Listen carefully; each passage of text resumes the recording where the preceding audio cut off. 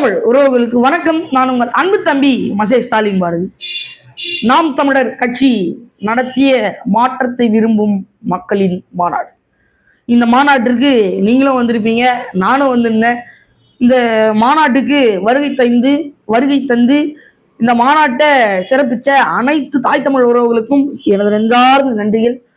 வராத உறவுகள் இன உணர்வோடும் நம்மளுடைய மொழி உணர்வோடும் வருகிற 2026 சட்டமன்ற தேர்தலையும் களமாக கண்டு களத்தில் நின்று நீங்கள் வெற்றி பெறுவீங்க, நீங்கள் நிற்பீங்க அப்படிங்கிறது என்னுடைய நம்பிக்கை. நிற்கிற அனைத்து உறவுகளுக்கு என்னுடைய வாழ்த்துக்களும் பாராட்டுகளும். சரிங்க, இதெல்லாம் ஒரு பக்கம் இருக்கட்டும். இந்த மாற்றத்தை விரும்பும் மக்களின் மாநாடு நீங்களாம் நிறைய பேர் பார்த்துருப்பீங்க, நீங்கள் நிறைய உணர்ந்திருப்பீங்க. ஸ்டாலின் பாரதியாக ஆகிய நான் மாநாட்டில் என்ன பார்த்தேன், என்ன உணர்ந்தேன் அப்படிங்கிறதுலாம் இந்த காணொலி விரிவாக தெளிவாக போகும். வாங்க காணொலிக்குள்ளே போகலாம். அதாவது இந்த மாநாட்டுக்கு நானும் எங்கள் அப்பாவும் போயிருந்தோம். எங்கள் அம்மா வீட்டில் இருந்தாங்க. அவங்க கம்ப்யூட்டர்லேயோ ஃபோன்லேயோ பார்த்துருக்குறாங்க மாநாடு எப்படிலாம் நடக்குது அப்படின்ட்டு. அப்போ நான் வீட்டுக்கு வந்தேன்னு சொல்கிறாங்க, என்னடா கமெண்ட்ல சாருக்கு மலைகளுக்கு இது போன்ற மாநாடு நடத்துறாங்க இல்லையா, சாருக்கும் மாநாடா என்று சிலர்லாம் கேள்வி எழுப்பியிருந்தாங்கப்பா கமெண்ட்ல அப்படின்னா. அடுத்து நான் பதில் சொல்ல வர்றேன், பின்னாடியே எங்கள் அம்மா சொல்கிறாங்க, ஆனா எவ்வளவு சொன்னல கலக்கிட்டாருப்பா சீமானு அப்படின்றாங்க. அப்ப நம்ம மக்கள்கிட்டையும் போய் பேசணும், எப்படிங்க மாநாடுனா. ஆனா முதல்ல மாதிரிதான் சிலர்லாம் கமெண்ட் பண்ணியிருந்தாங்க. ஆனா நாங்க பார்த்தோம், கண்கூடா பார்த்தோம், சமாச்சாரம் சூப்பரா கலக்கிட்டாரு சீமானு. ஆனா 2026 பாரு மாற்றம் அண்ணன் பானர்ல வரப்போகுது, கண்டிப்பா மாற்றம் வரதான் போகுது. அது சீமானால வரப்போகுது, நாம் தமிழர் கட்சியால வரப்போகுது. நாம் தமிழர் கட்சி நிறுத்திருக்கிற 234 வேட்பாளர்களாலும் மாற்றம் வரப்போகிறது, வந்து கொண்டிருக்கிறது அப்படின்னு மக்களும் பேசுறாங்க. அதாவது நாம் தமிழர் கட்சி அப்படின்னு நீங்க சொன்னீங்கனாலே அடிப்படை அமைப்பு அரசியல் மாற்றம் அப்படிங்கிறதா நம்ம மீண்டும் மீண்டும் சொல்லக்கூடிய ஒரு செய்தி. எல்லாரும் அதுதான் சொல்றாங்க. அப்படி இருக்கும் பொழுது நம்ம மாற்றம் அப்படின்னா முதல் மாற்றத்தை நம்ம சொல்லிட்டே வரும்போது நம்ம ஆரம்பிப்போம், எங்க முதல் மாற்றம் இப்படிதாங்க அப்படின்றதுக்குள்ள ஒருத்தர் கேட்பாரு, என்னப்பா தம்பி நாம் தமிழர்னு பேர் வச்சிருக்கீங்க, தமிழர்களுக்கான உரிமைகளை நீங்க முன்னிறுத்துறீங்க, அப்படி இருக்கும் பொழுது நீங்க ஒரு 6 பிராமணர்களுக்கு 6 தொகுதியில பிராமணர்களுக்கு இடம் தெரியுங்களே, இது நியாயமா என்ற கேள்வியை நிறைய பேர் எழுப்புறாங்க. இந்த செய்தியை ஒரு பத்திரிகையும் போட்டு நாம் தமிழர் கட்சியை கலாய்க்கிறாங்களாம். தமிழர்னு பேர் வைக்காம வச்சுக்கிட்டு பிராமணர்களுக்கு இடம் தெரியுங்களே அப்படின்னு கலாய்க்கிறாங்களாம். மறைமுகமா அவங்க என்ன சொல்றாங்களாம், நாம் தமிழர் கட்சி பி டீம் அப்படிங்கிறாங்களாம். அதுக்கு ஆதாரம் என்னன்னாவா, நீங்க பிஜேபியோட பி டீம்ன்றனால தானே ஐயருக்கு சீட்டு கொடுக்குறீங்க, இல்லை ஏன் கொடுப்பீங்க அப்படின்னு நம்மள கேள்வி எழுப்புறாங்களா. அதாவது நம்ம ஊர்ல இந்த சிந்து முடிக்கிற வேலை அப்படின்னு சொல்லுவாங்க பார்த்தீங்களா, அதுதான் இவங்க பண்ற இந்த வேலையெல்லாம். நம்ம இப்படி வர்றவங்களுக்கு அழகா தெளிவா ஒரு பதில சொல்லணும். என்ன அப்படின்னா, ஐயா புரியுங்க, தமிழ்நாட்டில் விகிதாச்சார அடிப்படைப்படி, அதாவது சாதி வாரி கணக்கெடுப்பு படி நம்ம தமிழ்நாட்டில் 2.5% பிராமண மக்கள் வாழ்ந்துகிட்டு இருக்கிறாங்க. அவங்க இந்த மண்ணில் இருக்கக்கூடிய கட்சிகளுக்கு ஏதோ ஒரு கட்சிக்கு அவங்க ஒவ்வொரு தேர்தலையும் வாக்களிச்சுக்கிட்டு தான் இருக்கிறாங்க. அப்படி இருக்கும்பொழுது அவங்களுக்கான உரிமைகளையும் நம்ம தரணும். அதற்காகத்தான் பிராமணர்களுக்கு 6 தொகுதிகளை நம்ம வழங்கி இருக்கிறோம், அதாவது நாம் தமிழர் கட்சி வழங்கி இருக்கிறது அப்படிங்கிறத நம்ம தெளிவா சொல்லி அவங்களுக்கு கவுண்டர் கொடுப்போம். அதற்காக தான் இந்த கேள்வி எடுத்து நான் அதுக்கு பதில் அளிக்கிறேன். இப்படி கேட்டு வர்றவங்களுக்கு நம்ம தெளிவா அவங்களுக்கான பதில சொல்லி அனுப்பிடணும். அது மட்டும் இல்லாம நாம் தமிழர் கட்சி ஆட்சிக்கு வந்தா மக்கள் விகிதாச்சார அடிப்படை, அதாவது சாதிவாரி கணக்கெடுப்பு என்பது நடத்தப்பட்டு அதாவது பட்டியலின மக்களுக்காகவும், அதாவது எல்லா மக்களுக்குமான சம உரிமைகள் வழங்கப்படும் என்பதை ஐயா சீமான் அவர்கள் இதன் மூலமாக மறைமுகமா சொல்றாரோ அப்படிங்கிறது என்னுடைய பார்வை. அதையும் தாண்டி இந்த பதிலை நம்ம முடிக்கும் போது இன்னொருத்தவங்க கேள்வி கேட்பாங்க, நீங்க தமிழர்களுக்கான உரிமைகள் முன்னெடுத்துறீங்களே, அப்ப தெலுங்கர்கள், மலையாளிகள், கன்னடர்கள் இவங்களுக்கான உரிமைகளை நீங்க வழங்கி இருக்கிறீங்களா அப்படின்னு நம்ம கேட்டா அதற்கும் பதில் இருக்குது. எனக்கு தெரிஞ்சு இந்த தகவல், இப்ப நான் சொல்ல போற தகவல் ரொம்ப கொஞ்சமான தகவல், உங்களுக்குலாம் தகவல்களை கடத்தணுமே அப்படிங்கிற காரணத்துக்காக நம்ம கொஞ்சமா உங்களுக்கு சொல்றோம். ஆனா என்கிட்ட லிஸ்ட் வந்தா இன்னும் அந்த தகவல் ரொம்ப பிரீஃபா இருக்கும். அதாவது எனக்கு தெரிஞ்சு முசிறி, தஞ்சை, கும்மிடிப்பூண்டி ஆகிய 3 தொகுதிகளில் தெலுங்கர்கள் வேட்பாளராக நாம் தமிழர் கட்சியின் வேட்பாளர்களாக போட்டியிடுறாங்க. இது மட்டும் இல்லாம நம்ம அவங்களுக்கே பதில், இது மட்டும் இல்லாமங்க மதுரை தெற்குலையும் கும்பகோணத்திலையும் சௌராஷ்டிராக்காரங்கன்னு சொல்லுவாங்க இல்லையா, அதாவது நம்ம ஊர்ல பட்னூல்காரங்க அப்படின்னு சொல்லுவாங்க இல்லையா, அந்த வேட்பாளர்களை நாங்க போட்டியிட வைக்கிறோம். அவங்க உங்களுக்கே தெரியும், அவங்க காஞ்சிபுரத்துல மதுரையில எல்லாம் அதிகமா வாழ்றாங்க. அது மட்டும் இல்லாம சென்னையில இருக்கக்கூடிய சிந்தாதிரிப்பேட்டை பகுதியிலையும் இந்த சௌராஷ்டிரா பேசக்கூடிய மக்கள் வசிக்கிறாங்க. இதையும் தாண்டி நம்ம மலையாளிகள் கன்னடர்களுக்கு உரிமை வந்தோம் அப்படின்னா கன்னியாகுமரியிலும் நீலகிரியிலும் மலையாளிகள் வேட்பாளராக போட்டிடுறாங்க. அதையும் தாண்டி தேனியில ஒரு கன்னடர் போட்டிடுறாங்க. இதெல்லாம் நான் சொல்லும்போது என்னடா தம்பி உருட்டாத அப்படின்னு சொல்லலாம். நான் சொல்ற தகவல்லாம் உண்மையா அப்படிங்கிறது எனக்கு சரியா தெரியல. உண்மையா இல்லையா அப்படிங்கிறத நீங்க ஒரு தடவை உங்களால் முடிந்த அளவுக்கு உறுதிப்படுத்திங்க. பாருங்க, நாம் தமிழர் கட்சி தமிழ்நாட்டில் வாழக்கூடிய எல்லா தேசிய இனங்களுக்கான உரிமைகளையும் வழங்கி இருக்குது. நாங்க தரமாட்டோம், எல்லா இடத்துலயும் நாங்களே தான் இருப்போம் அப்படிங்கிறத நாம் தமிழர் கட்சி சொல்லலை. அதே போல இன்னொரு புறம் திமுக நீங்க பாத்தீங்க அப்படின்னா அங்க சுமாரா 120 தெலுங்கு எம்எல்ஏக்கள் இருப்பாங்க. சுமாரா 13 தெலுங்கு அமைச்சர்கள் என்பவர்கள் இருப்பாங்க. அதே போல தமிழ்நாட்டையும் 3வது ஆந்திராவா மாற்றணும் அப்படிங்கிறத முயற்சிருப்பாங்க. தெலுங்கு அப்படின்னு செயல்படுவாங்க. ஆனா நாம் தமிழர் கட்சி தமிழர் அப்படின்னு செயல்படுது. ஆனா இவங்கள மாதிரி ரொம்ப வீரியமா திமுக மாதிரிலாம் செயல்படல. தமிழர் முக்கியங்க. நீங்க தெலுங்கர்கள், மலையாளிகள், கன்னடர்கள் எல்லாம் எங்க நிலப்பரப்புல வாழுங்க, இருங்க. ஆனா எங்க நிலப்பரப்பு ஆள்றது நாங்களா இருந்துக்கிறோம் அப்படிங்கிறதுதான் அவங்க உரிமையா, தமிழர்களுடைய உரிமையா அவங்க வைக்கக்கூடிய அவங்களுடைய கருத்து. அப்படி இருக்கும்போது இந்த கன்னடர்களோ, மலையாளிகளோ, தெலுங்கர்களோ அந்த வாய் வழி பிரச்சாரம் சொல்லுவாங்களே, அந்த வேர்ட் ஆஃப் மவுத், அதன் மூலமாக நாம் தமிழர் கட்சி நமக்கு விரோதமான கட்சி, யாரும் வாக்களிக்க வேண்டாம் அப்படின்னு சொல்லிட்டு புறந்தள்ள முயற்சிப்பாங்க. இனிமேலாவது புரிஞ்சுங்க, உங்களுக்கான உரிமைகளை நாங்க மறுக்க தயாராகவே இல்லை. உங்களுக்கான உரிமைகளை நாம் தமிழர் கட்சி தர தயாராக இருக்கிறது. எக்காரணம் கொண்டு எந்த தேசிய இனத்துடைய உரிமையை நாங்க பறிக்க தயாராகவே இல்லை. உங்களுக்கான உரிமைகள் வழங்கப்பட்டிருக்கிறது. உதாரணத்துக்கு முன்னாடி நான் சொன்ன எல்லா விடயங்களும். அதாவது நான் சென்னை, நமக்கு இங்கிருந்து கூட்டம்லாம் வச்சா ரொம்ப தூரம் இல்லையா? போன தடவை மே 18 கோயம்புத்தூர்ல வச்சிருந்தாங்க. இப்ப மாநாடே திருச்சியில் வச்சிருந்தாங்கல்ல. எப்பவுமே நம்ம பகுதியில வீரத்தமிழர் முன்னணியினுடைய பொறுப்பாளர் அண்ணன் திரு பாபு அவர்கள் இருக்கிறாங்க. எப்பவுமே இந்த லாங் கூட்டம் அப்படின்னா அண்ணன் தான் வருவாங்க. எத்தனை பேர் வரீங்க, எத்தனை பேர் போடலாம், சாப்பாடுலாம் அண்ணன் தான் ஏற்பாடு பண்ணுவாங்க. இந்த தடவையும் திருச்சிக்கு போறோம் அப்படின்னோடனே சிறப்பா பேருந்து ஏற்பாடு பண்ணி மதிய உணவெல்லாம் சிறப்பா ஏற்பாடு பண்ணியிருந்தாங்க. மதிய உணவெல்லாம் ரொம்ப சிறப்பா சொல்ல வேண்டியது. நாங்களும் கூட சேர்ந்து சமைச்சு நாங்க அருமையா உண்டு கழிச்சதெல்லாம் ஒரு மகிழ்ச்சியான தருணம். இந்த நேரத்துல அண்ணன் திரு பாபு அவர்களுக்கு என்னுடைய நன்றியை இந்த காணொலி மூலமா நான் தெரிவிச்சுக்கிறேன். அப்ப நம்ம மாநாடு திறனுக்குள்ள போயாச்சு. நான் நிறைய காணொலியில சொல்லியிருக்கேன், எங்க தோழர்களா இருக்கிறாங்க, எனக்கு அரசியல் போயிட்டு இருப்பாங்க அப்படின்னு. அந்த தோழர்கள்லாம் வா அப்படின்ட்டு நம்ம குடிச்சு போட்டு போயாச்சு. அவங்க தோழர் அப்படின்னு நம்மளுக்கு பொருளாதாரம் தோழர் அப்படின்னா காசுலாம் நாங்க போட்டுக்கிறோம் வாப்பா அப்படின்ட்டு அழைச்சிட்டு போயாச்சு. போயிட்டு மாநாடு திறனுக்குள்ள போறோம். அவங்களுக்கு எனக்குலாம் ஒரே மகிழ்ச்சி.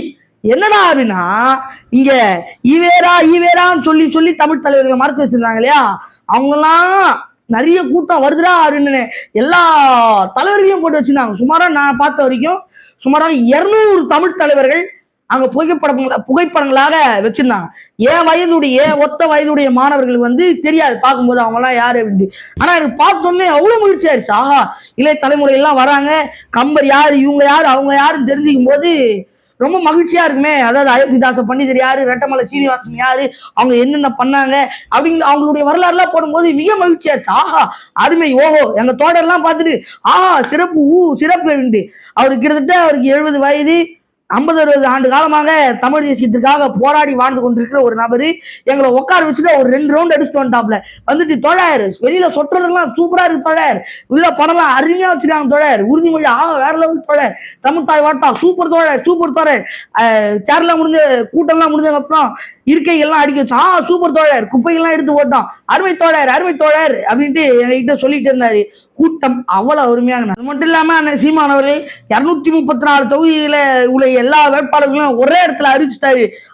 சூப்பர் அதகலம் புரிந்தாரு சீமான் அப்படின்ட்டு அந்த தோழர் சொல்லிட்டே இருந்தார். அதுல முக்கியமா அவரு ஹைலைட் பண்ணி சொன்னதே என்னன்னா, கருணாநிதி பாரு கடைசி வரைக்கும் வேட்பாளர் யாருன்னே சொல்ல மாட்டான், கடைசி வரைக்கும் பேரம் பேசினே இருப்பான், கடைசி வரைக்கும் யாரும் சொல்ல மாட்டான், வேட்பாளர் தான் எனக்கு ஓட்டு போடுங்கன்னு சொல்லுவான். அந்த அளவுக்கு தீவிரமானவன். உதாரணத்துக்கு சொல்லலாம் அப்படின்னா, கீழே இடி ரைடு நடந்துனுக்குது, மேல கருணாநிதி கூட்டணி பேரம் பேசின்னு இருப்பான். அந்த அளவுக்கு கிரிமினல் அப்படின்னு இருந்தார். அப்புறம் சீமான் பாரியா, என் தம்பிய பாரியா, அவன் எந்த மனசுக்குள்ள எந்த விதமான பேரமும் இல்ல, அதிர்ஷ்டம் ஒரு 234 தொகுதி வேட்பாளர்களையும் அந்த காலம் பண்ணிட்டாயா அப்படின்னு அந்த தோழர் உரிமையோட ஐயா கலைஞர் அவர்களையும் திட்டினாரு, உரிமையோட ஐயா சீமான் அவர்களையும் பாராட்டினாரு. அந்த மாநாடே ஒரு மகிழ்ச்சியான மாநாடா இருந்ததுங்க.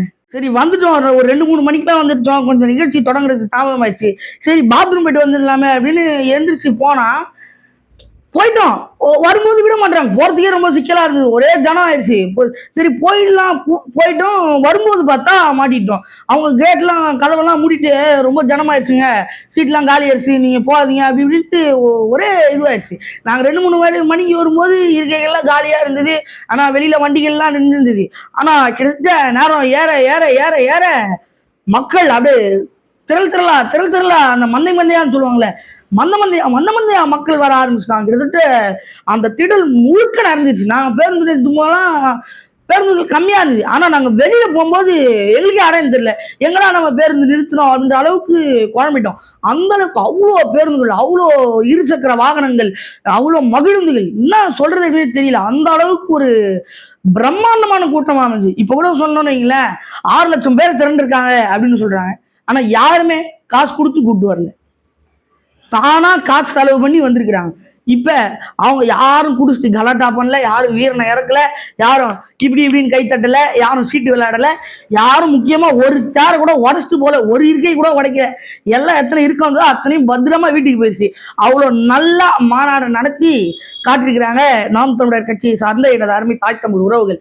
அப்படி இருக்கும்போது இந்த மாநாட்டினுடைய சிறப்பை என்ன அப்படின்னா, இப்ப எனக்கும் நம்ம ஒரு 2 டிக்கெட்டு தோழர் கூட்டு போனோம், மொத்தம் 4000 ரூபாய் ஆச்சு. அது எல்லாமே நம்ம செலவு பண்ண காசு, நாங்களா காசு செலவு பண்ணி தான் போனோம். சாப்பாடு, பேருந்து சேர்த்து ஒரு தலைக்கு 1000 ரூபாய், 4000 ரூபாய் நம்ம செலவு பண்ணது. இது போன்ற எவ்வளோ தோழர்கள் தமிழ்நாடு முழுக்க தாய் தமிழ் உறவுகள் காசு, அவங்க காசு செலவு பண்ணி, காசே இல்லைனாலும் கடன் கூட வாங்கி இந்த மாநாட்டுக்கு வந்திருக்கிறாங்க. அவ்வளோ இன உணர்வோடும் மொழி உணர்வோடும் இணைஞ்சிருக்கிறாங்க அப்படிங்கிறதுதான் மிகவும் பெருமிதமான விடயம். கூட்டத்துக்கு உள்ள, அதாவது மாநாடு திடலுக்கு உள்ள ஒரு காவல்துறை கூட நம்மளால பார்க்க முடியலங்க. அவங்க பாட்டு ஏப்பா என்ன கட்சியா, நாம் தமிழர் கட்சியா, நீங்க பாட்டு நடத்துங்க, நாங்க பாட்டு கூலா உட்காந்துருக்கோம் அப்படின்னு அவங்க உட்காந்துருந்தாங்க. அவங்களாம் வெளியில தான் இருந்தாங்க, நாங்க போகும்போது அவங்களெல்லாம் பார்த்தோம், பெருந்தரெல்லாம் நின்றுட்டு இருந்தாங்க. ஆனா உள்ள வரும்போது மாநாட்டு தலைக்குள்ள ஒரு காவல்துறை கூட இல்லை. இந்த ஜெயலலிதா அம்மையார் சொல்லுவாங்க தெரியுமா, ராணுவ கட்டுப்பாடு என்று, அந்த ராணுவ கட்டுப்பாடோட இந்த நாம் தமிழர் கட்சியின் மாற்றத்தை விரும்பும் மக்களின் மாநாடு அருமையாக சிறப்பாக ஒரு பிசுறு இல்லாம அண்ணன் செந்தமிழன் சீமானவர்கள் நடத்தி முடிச்சிருக்கிறாங்க. அதுதான் இங்க பெரிய விடயமே. இந்த கட்சியெல்லாம் நீங்க பாத்தீங்க அப்படின்னா, இந்த மாதிரி பெருந்திரளா கூட்டம்லாம் வரும்போது நடத்தும் போது என்ன பண்ணுவாங்க, கண்கள் குளிர்ச்சியா இருக்கிறது பெண்கள் எல்லாம் இப்படி இப்படி டான்ஸ் ஆட நடனம் ஆட விடுவாங்க. அது எந்த மாதிரி நடனம் ஆட விடுவாங்க அப்படிங்கிறது நான் சொல்லிதான் உங்களுக்கு தெரியணும் இல்லை, ஏன்னா நீங்களே பல காணொலிகளில் வந்து பார்த்துருப்பீங்க எப்படிலாம் மற்ற கட்சிகளில் நடனம் ஆடுறாங்கன்னு. ஆனா நாம் தமிழர் கட்சி நீங்க பார்க்கும்போது சிலம்பம், தப்பாட்டம், ஒயிலாட்டம், கருப்பன் அப்படின்னு தமிழர்களுடைய வீர விளையாட்டு, தமிழர்களுடைய பண்பாடை உணர்த்தும் வகையாக, அதை கூறும் வகையாக, ஒரு பெருந்திரளாக, இந்த பெருந்திரளாக, ஒரு பெரும் எழுச்சியாக இந்த மாநாடு அருமையாக நடந்து முடிந்தது இராணுவ கட்டுப்பாட்டுடன். ஒண்ணு இல்லைங்க, இப்ப அண்ணன் சீமான் அவர்கள் எல்லா களத்துக்குள்ளேயும் பூண்டு தனக்கான வாக்குகளை உருவாக்கி வச்சிருக்காரு. நீ சாதிவாதியா நேரியா, சாதி பார்த்து ஓட்டு போடுறது தீட்டு, அப்படி போடாத என்று சாதிவாதிகள் தமிழ் தேசியவாதியா மாத்தி வச்சிருக்காரு. நீ மதவாதியா இருக்கியா, உன் கடவுளே மொழி தண்டா படைச்சது, மொழியா இணை, மொழி வழியா இணை, இன வழியா இணை, தமிழ் தேசியவாதியா இணை என்று அவங்களும் தமிழ் தேசியவாதியா மாத்தி வச்சிருக்கிறார். எல்லா களத்திலையும் பூந்து விளையாடுகிறார். ஆசிரியர்கள் போராட்டமா, செவிலியர்கள் போராட்டமா, மருத்துவர்கள் போராட்டமா என்று அவங்களுடைய தூய்மை பணியாளர்கள் போராட்டமா, அவங்க போராட்ட களத்துல நின்று, அவங்க களத்துல நின்று அவங்களுக்கான உரிமைகளை பேசி, தமிழர்களுக்கான உரிமைகளை பேசி ஐயா சீமானவர்கள் எல்லா களத்துல நின்று வென்றிருக்கிறார். எனவே நன்மை தமிழ் சொந்தங்களே, நீங்க செய்ய வேண்டியதெல்லாம் ஒன்னே ஒண்ணுதான், உங்க வேட்பாளரோட இணைந்து உவந்து நன்றாக வேலை செய்ய, நமக்கு வெற்றி நிச்சயமாக நமக்கு வெற்றி இருக்கு. திமுக சொல்லுது நாங்க பெரிய கட்சி, 200க்கு 200 படைப்போம் வரலாறு அப்படிங்கிறாங்க. சரி, அவங்க பெரிய கட்சியில வச்சுங்க, 200 தொகுதி வெற்றி பெறுவாங்க வச்சுங்க. 2வது பெரிய கட்சி 190 சீட்டு ஜெயிக்கும். 3வது பெரிய கட்சி யாரு, நம்ம நாம் தமிழர் கட்சி. என்ன பண்ணணும், 10 சீட்டு கழிச்சுங்க, 180 தொகுதி வெற்றி பெறாங்க.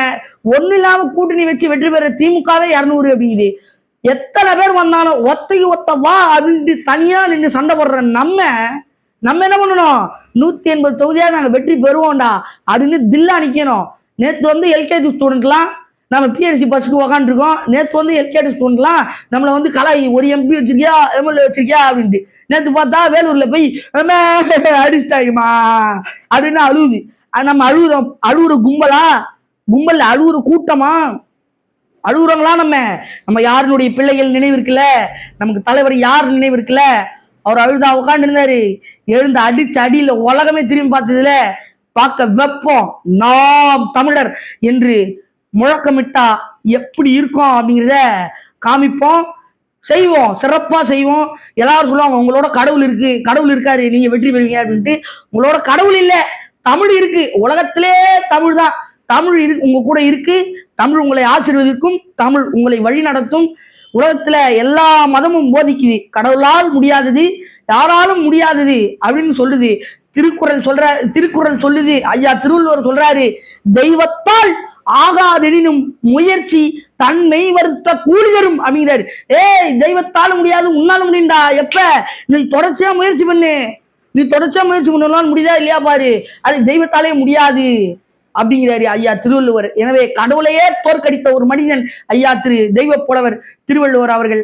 எனவே உங்களை வழிநடத்த திருக்குறள் இருக்கிறது, தமிழ் இருக்கிறது. நீங்கள் நன்றாக செயல்படுங்க, வெற்றி நமக்கு நிச்சயம். உண்மை ஒரு நாள் வெல்லும், அதை வரலாறு நாளை சொல்ல வெப்பம். புரியுதுங்களா? எனவே அருமை தமிழ் சொந்தங்களே, சிந்தியுங்கள், செயல்படுங்கள். ஓட்டு போட வேண்டியது உங்க எல்லாருடைய கடமை. சிந்தித்து ஓட்டு போட வேண்டியது உங்களுடைய கடமை. மாறுவோம், மாற்றுவோம், ஓட்டு போடுங்க. அடுத்த காலையில் மீண்டும் சந்திப்போம். நன்றி, வணக்கம்.